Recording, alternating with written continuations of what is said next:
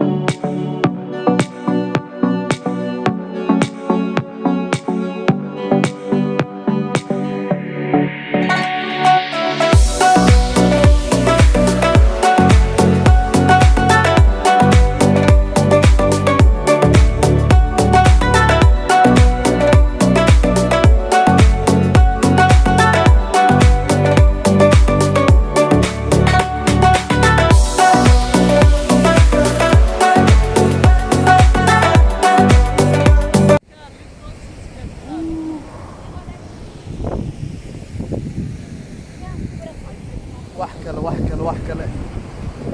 ولا لك دلا ما هنا عادي واي